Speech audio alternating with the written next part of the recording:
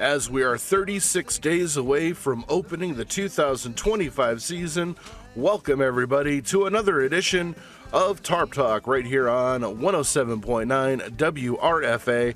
I'm Dre Guinness, welcoming you into a very special episode. Coming up on the show tonight, part one of our two-part interview with new Tarp Skunks head coach Frank Jagoda. Also, the promotional schedule is out, and we'll take a quick look at that, but we're going to kick off the show with an announcement. I have a family four-pack of tickets to the June 5th Niagara Ironbacks Jamestown Tarp Skunks game, the historic first ever meeting between these two teams, and I have your tickets to make that ball game. All you need to do is send an email to tarptalk2025@gmail.com with subject line tickets, and you will be entered into a random drawing. We will be giving those away the first episode of May. So time to get your entries in, and good luck to you on the random draw. All right, take a look at this promotional schedule real quick before we get into the interview with Coach Frank Jagoda. Thursday, May 29th is going to be opening night against the Batavia Muck Dogs. 6:30 is the first pitch, presented by 3C's Catering, Jamestown Awning, and you will get tailgate festivities, concerts, and live music by the Porcelain Bus Drivers. You are not going to want to miss that. Tuesday, June 3rd is our first $2 night at the ballpark. $2 tickets, $2 beer, $2 hot dogs, $2 beer, $2 beer, and $2 beer. That will be the exhibition game against the Olean Oilers. You're not going to want to miss that. And then at the end of the month, the Sunday, June 22nd doubleheader and 29th doubleheader against Elmira and Auburn, respectively. Those are both buyout nights, free admission to both of the doubleheaders, so you are not going to want to miss that.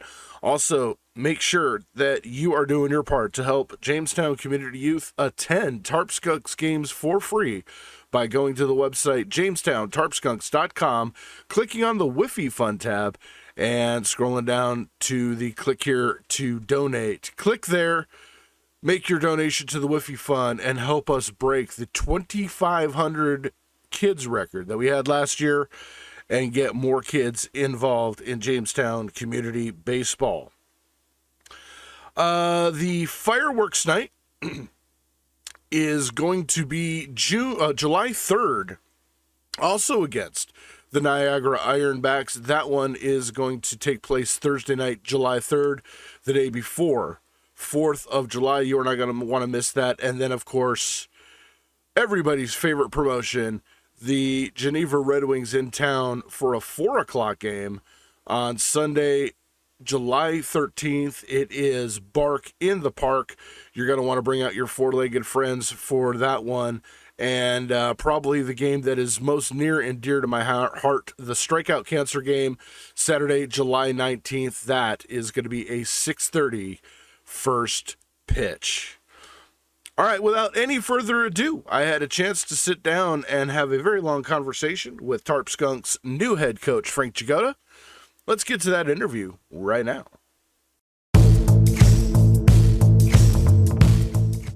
All right, everybody. Well, you waited, and as I promised last week, we finally have the man himself on the line here on Tarp Talk. He is the new manager of the Jamestown Tarp Skunks, Dunkirk native, and all-around good guy, Frank Jagoda. Welcome into Tarp Talk, and welcome to the Tarp Skunks. Hey, Dre, thanks for having me. I really appreciate it. Thank you very much. We are very glad to have you joining the ball club this season. It is the 5th anniversary of Tarp Skunks baseball, so a very special season. And there's going to be some special stuff happening this season. Talk to me a little bit about your journey back to Dietrich Park, because as most people who have followed you know, you grew up in Dunkirk, played at Gannon, played for your dad, played at JCC. So I mean, your roots are embedded in Jamestown. Talk about how special it is for all of that to come full circle, for you to take the big chair. Yeah, it's obviously a full circle moment, like you mentioned. Went to Dunkirk High School, like you said, and from the area, played in the 2003 Babe Ruth World Series, 16U Babe Ruth World Series, with a bunch of local players in the county. And I actually went to University at Buffalo out of high school, and then transferred to JCC. And I played for Anthony Barone, who is now a Tarp Skunks board member. Um, and from there went on to Gannon to finish my playing career. And Anthony was very gracious and offered me an opportunity to start my coaching career at a pretty young age. He was looking for an assistant, and he needed somebody to come in and help him with recruiting and help work with the pitchers and things of that nature. So I took it upon myself to take that opportunity, and really thankful I did.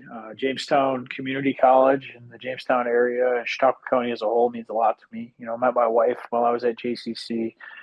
We now live back in the area. We have a little son, and we're just thankful for the opportunity. And one thing led to another, like a typical coaching career. You start somewhere and you end up somewhere else shortly thereafter, and then you keep moving and progressing, and then that transition to professional baseball for the last 8 years, and here we are. Really excited to be back home, to contribute to our community in a meaningful way, and to be part of something special here in our 5th year anniversary. Well, let's go ahead and talk about this team and the roster that's being built. Obviously, none of the players from the 2024 season are returning this year. So you have a completely clean slate. And the first thing I want to ask, before we get into the philosophy of building this roster, is as a coach, as a manager, and going into a situation where you are building everything from scratch. There's no real foundation that's carrying over from the other team, from previous seasons. Do you see that as a bit of a blessing, a bit of a burden, or maybe a mixture of both? Well, every year is different, right? I don't want to call it a burden or a blessing. I think anytime you have a chance to build a roster or be around young athletes and be around young men who are trying to better themselves in the game, it is always a blessing. So I'll start by saying that. But um, there isn't anyone returning, and that's not due to a lack of us choosing not to bring some guys back. There are some guys we talked to and extended offers to, and for better or for worse, for their reasons, some decided not to come back, and that's understandable. The way the college baseball landscape works, the way college summer ball works, is a lot of times guys go away for the summer. They play a grueling schedule in a different town, in a different city, in a different part of the country. They don't get a chance to really work a ton. They don't get a chance to be around family or friends, and it is a grueling schedule. And so sometimes it's not for everybody multiple years in a row. And then sometimes guys get a chance to play in other leagues and things like that. So there was one or two guys that we talked heavily with about trying to bring back if it was the right fit for us and for them. And we couldn't come to terms with any of them. And there's okay. That's okay. There's no ill will towards any of them. That is totally their choice. And I appreciated all their contributions in previous seasons. We do have a few players, former players, who are going to be on our coaching staff this year, which we're really excited about. Guys that are looking to start their coaching career and doing it the right way, coaching in leagues like this, things that the things that you need to do as a young coach, taking the necessary steps to build your resume and build your career out. So we're excited for that, but there's no there's no real burden, I wouldn't say. I think it's one of those things where you have a chance to build it the way you see fit, and obviously we have a plan in place. Obviously, I have a philosophy in place in my mind, and I have a vision for what the roster looks like, what it should look like. At the end of the day, when the lights come on and the anthem is over, and the umpire yells play ball, we have to do it as a staff on the field, and it starts with us as the coaching staff and me as the manager. But then we have to do it as players as well. And I have a lot of high expectations for them, and I hope they have a lot of high expectations for me as their leader.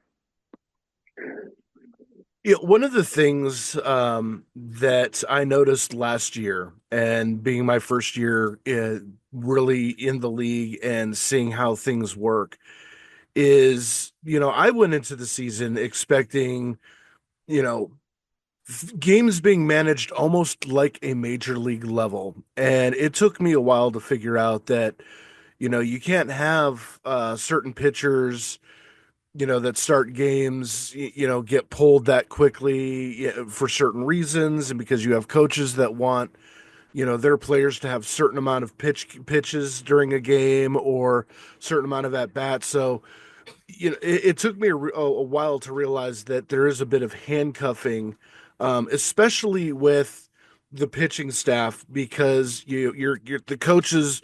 Number one, they don't want their players to be injured and miss out on their college season, college eligibility, and whatnot. But two, there's also things that they might be sending them to us to, we want to make sure that he works on this and that. And I think that, especially later on toward the end of the season, the lack of availability in the pitching staff is really what, kind of held the Skunks from getting over the hump and possibly being a 500 team. And as I saw an early release of the potential roster, I'm noticing something on this year's build that I didn't see last year, and that is a lot of players that have two-way ability. Both can pitch and play the field defensively, maybe taking a bat here and there on an off day, which brings me to the philosophy of building the roster. Obviously, that's got to be intentional because you know that pitching availability can be an issue, especially when we get into the middle and the later weeks of the season. How do you go about finding those type of players that can both play pitch and play defense, can get their at bats, and how do you give them the how do you balance out the opportunity for the amount of time on the mound versus the amount of time playing perhaps in the field? Well, I think your assessment of pitch usage, workload management, and those things is spot on, Trey. A couple things though is there should be no excuse at the end of the season with availability. I think that if you manage your staff right throughout the season, you won't run into that problem. And what I mean by that is that if you have a guy that comes in with a 25 inning limit, I don't see any value in him making five starts at 5 innings apiece and then being out of there in 6 weeks. That doesn't make a whole ton of sense to me. To me, I see an opportunity to have that player for the whole summer. He could go out in shorter bursts, 1 to 2 inning, maybe 3 inning max, and then you could stretch his summer out to the full 10 week slate, and then be available with some innings left to pitch in the playoffs. So I think it's just having a little bit of foresight and building your staff in a way that could cover those things. As we sit right now, excuse me, sorry.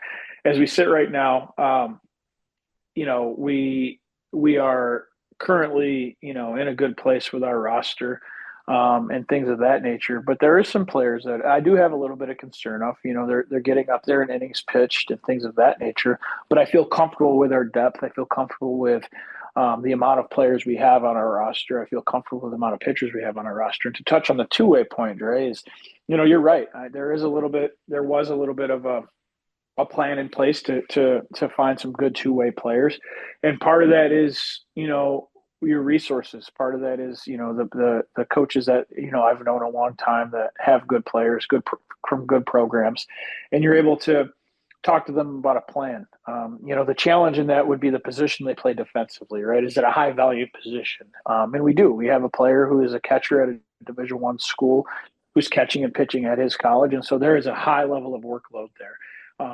When you're pitching, the workload speaks for itself. When you're catching, a lot of people don't realize and think about the fact that they throw the ball back more times in a game than the starting pitcher because they are involved with every single pitch. So there is workload management that goes into play there. And it's really just about balancing that the right way, being honest and transparent with players throughout each week and each day and what their expectations are. And then making sure, like, hey, you might not be able to put a player in the lineup for a day because they need a blow physically. and you cover that, and you could cover for those situations by having depth on your roster. Then the blend becomes, making sure everybody gets an opportunity. Everyone gets, I don't want to say equal playing time because I don't believe in that. But what I believe in is the fact that everyone's going to come in and compete. And we're going to be okay if we have to shut a guy down for a day or two to allow them to kind of rebuild and have that little bit of a break period. We're going to be able to do those sorts of things. And the schedule really lends a hand in having a big roster. There's a lot of games in a short period of time. There's multiple doubleheaders, and so to in order to navigate that, I really think you need to have a deep staff, not only in terms of ability but in terms of sheer numbers. And I think we have that.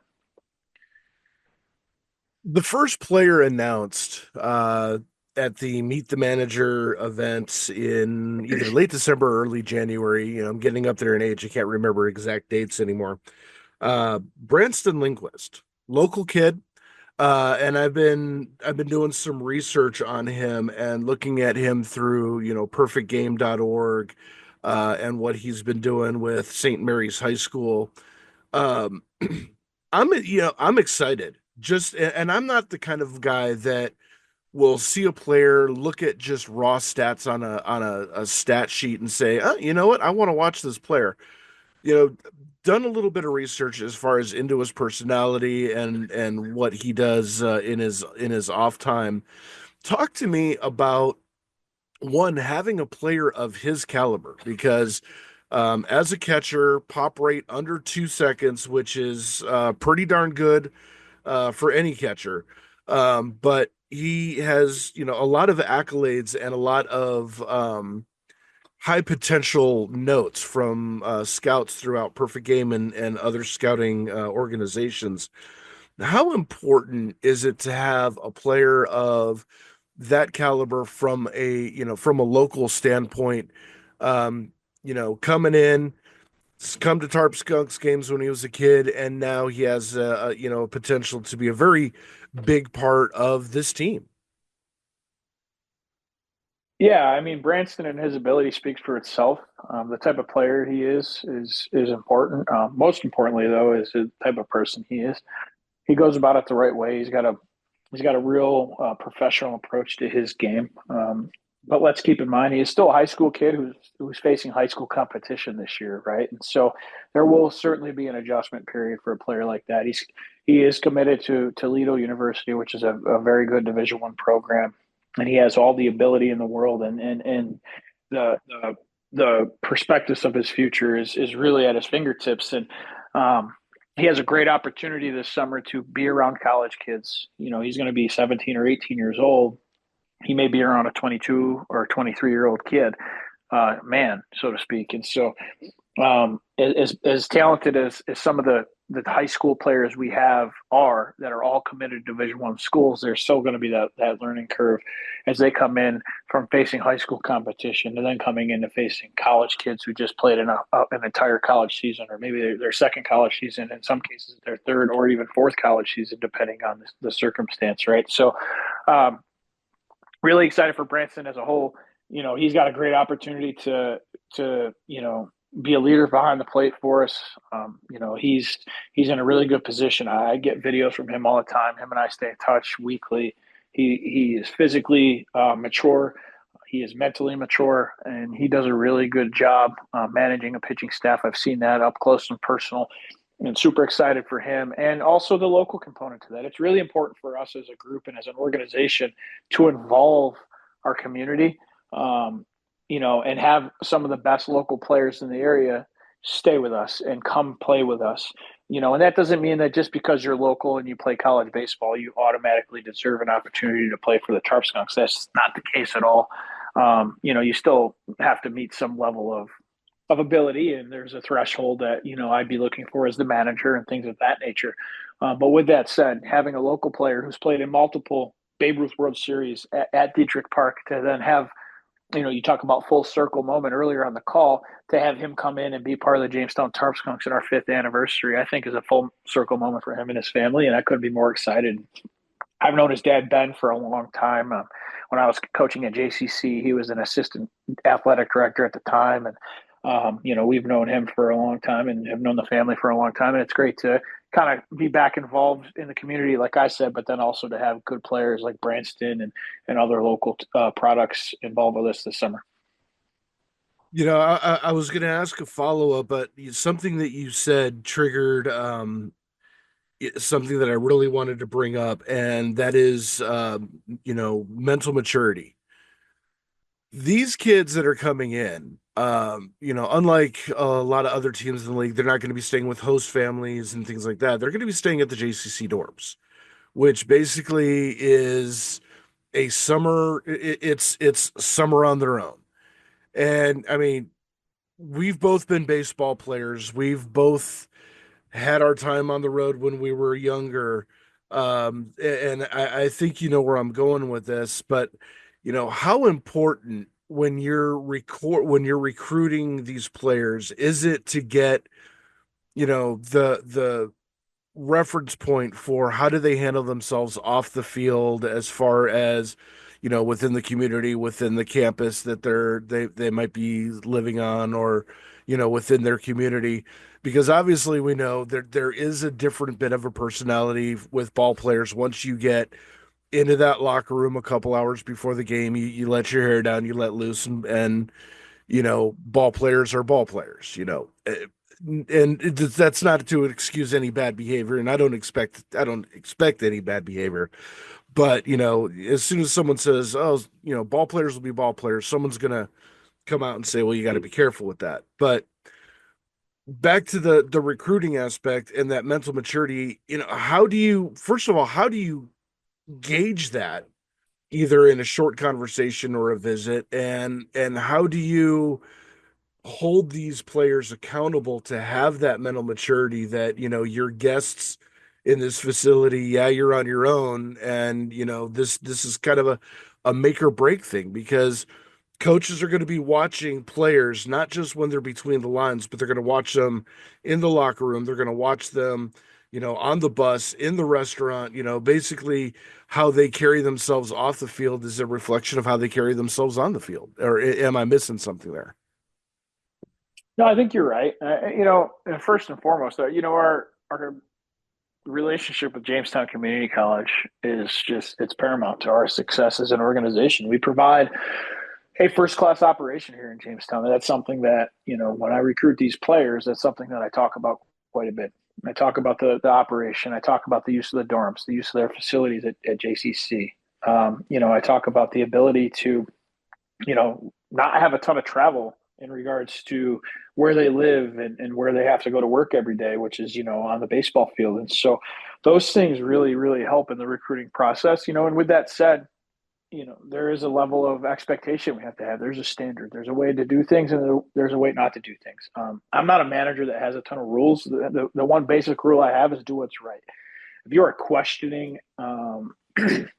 if something's right or wrong, then it's probably not the right thing to do. And I think that's a pretty basic rule in life. So I think that is kind of where we start. But going back to the recruiting side of it is, you really have to dig in with, your coaches that you're getting players from. You have to dig in with other scouts. You have to dig in with other coaches in the area, opposing coaches. And then you have to have a good feel for them after conversations.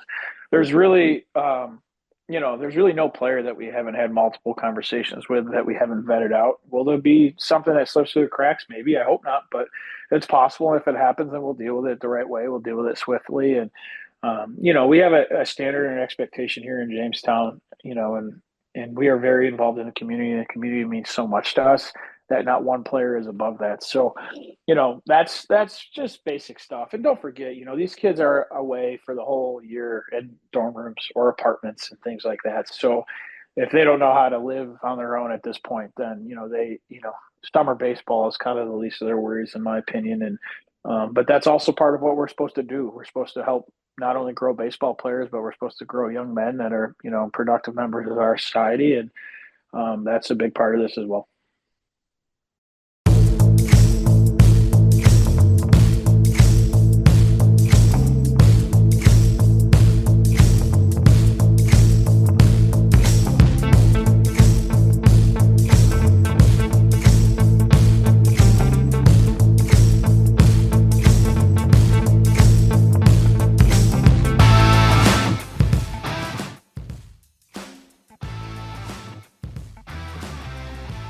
All right, so we're going to push the pause button on the interview with Coach Frank Jagoda for now. Part 2 of the interview will air next week right here on Tarp Talk. We'll also give you a look ahead as to what the rest of May is going to look like on the program as we march toward opening day, May 29th. 6:30 p.m. is the first pitch. You are not going to want to miss the pregame festivities, including pregame concert by the Porcelain Bus Drivers. That is going to be a fun evening. Make sure you're making your plans to head out to opening day right now.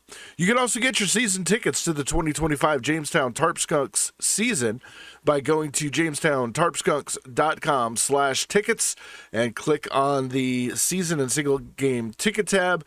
That'll get you to the information that you need to get your 2025 season tickets locked in. You are not going to want to miss this. Also, don't forget family 4-pack of tickets. I think I already did that, but if I didn't, well, I'm doing it again. Family 4-pack of tickets to the June 5th Niagara Ironbacks Jamestown Tarp Skunks, first ever meeting between these two teams, first ever game for the Niagara Ironbacks, and you can be there to witness history. All you need to do is send in an email to tarptalk2025@gmail.com. That's tarptalk2025@gmail.com. Subject line is tickets, and we will go ahead and enter you into the random draw. The winner announced on the first episode of Tarp Talk in May, so you are not going to want to miss that as well. Also, don't forget to help us break the 2,500 kids that came to Dietrich Park last year. We want to set a new record. While you're on JamestownTarpSkunks.com, go to the Whiffy Fund page. Go down to where it says click here to donate. Click the here button and make your donation. Help get Jamestown community youth out to the ballpark for free and let them experience Jamestown Tarp Skunks baseball for themselves. All right, that is going to do it for Tarp Talk this week. I want to thank Frank Jagoda for the sit-down interview. Don't forget, part 2 will be next week.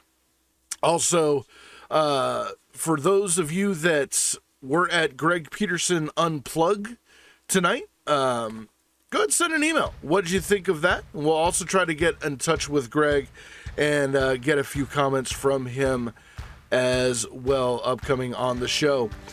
All right, again, that's it for me, Tarp Talk 2025. If you have any feedback on the show or you want to enter yourself into the contest for the Family 4-Pack, I'm Dre Guinness. You have been an outstanding audience as always, and until next time, good night, everybody.